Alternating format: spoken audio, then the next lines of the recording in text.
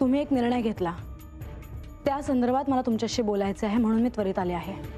मी प्रधानजींवर जे काही कार्य सोपवले आहे त्याबद्दल तुला बोलायचे आहे का?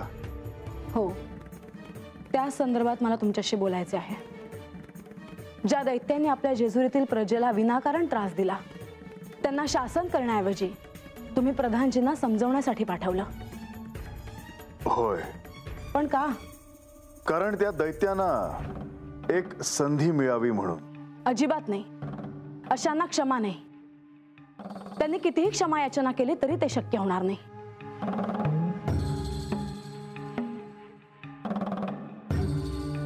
म्हाळसा, तुझा राग योग्य आहे, परंतु कधी कधी त्यांना अशी संधी देणे आवश्यक असते. म्हणून बंधूंनी त्यांना समजवायला जाणं मला पटलेलं नाही. म्हाळसा, तू एक गोष्ट विसरतेस. त्या दैत्यांसमोर कोणताही मनुष्य अथवा पशु जाणे शक्य नाही. प्रधानजीच हे कार्य करू शकतील, कारण ते साक्षात श्री विष्णू आहेत.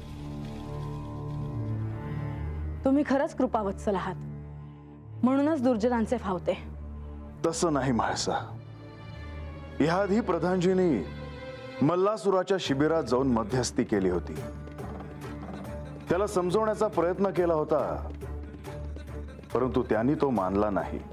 तेच, आणि म्हणूनच मल्लासुराला माझ्या हातून मृत्यू आला.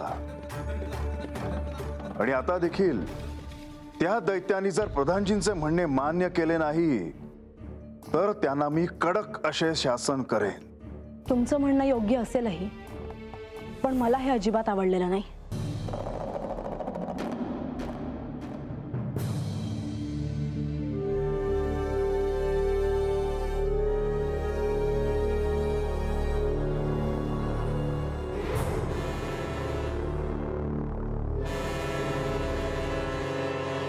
माझ्या सामर्थ्याची कुणाला कल्पना नाही.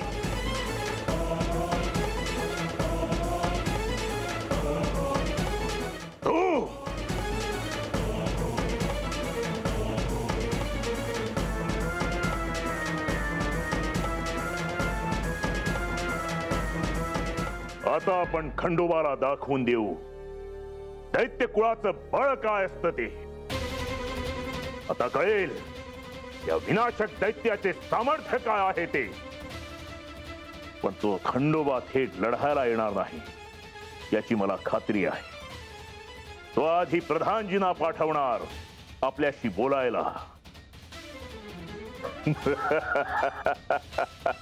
तो थेट युद्ध करणार नाही.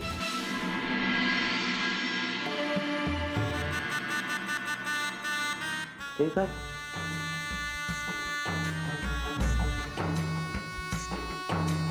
काय झालं बानू? झोपली नाही अजून? नाही.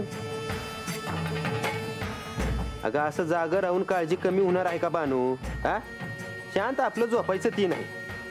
जागा राहून आजारी पडली म्हणजे? ग बसा तुम्ही, उगा काहीतरी बोल न कसा.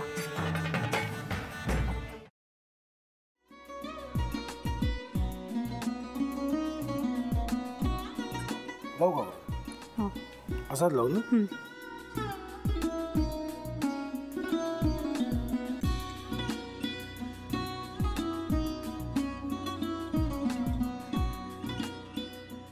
आता काय करायचंय? आता आपण ड्राय स्टफिंग दुसरं काय करणार आपण त्यात? आपण ह्याच्यात मेयोनीज न टाकता बाकीचे सगळे साहित्य टाकायचे. अच्छा, हे सगळं.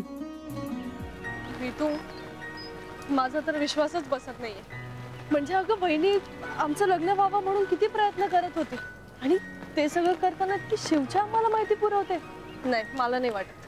गौरी खूप चांगली असतो म्हणून तुला सगळं जगत चांगलं दिसतं, पण शिव उगाच बोलला असेल का? त्याच्यावर विश्वास नाहीये का तुझा? शिववर पूर्ण विश्वास आहे मी तुम्हाला, पण तो आता हे जे काही करतोय ना, म्हणजे निशा बहिणी समोर त्या राधिका सोबत फिरण्याचं नाटक वगैरे, ते त्याचा काही उपयोग होणार नाहीये. अगं असं कसं म्हणतो?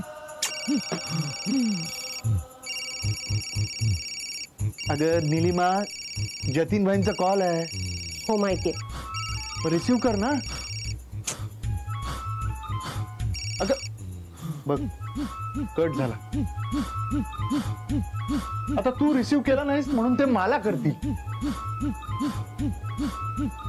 बघ पुन्हा आला बघ. घे बघू. पण हे एक ना एक दिवस घडणारच होतं. आता मला कळलं तुम्ही 2 दिवस झाले काय सांगत होता ते. बनू हे संकेत असतात आणि हे ठरवून येत नसतात. मी बाहेर तुमची वाट बघते.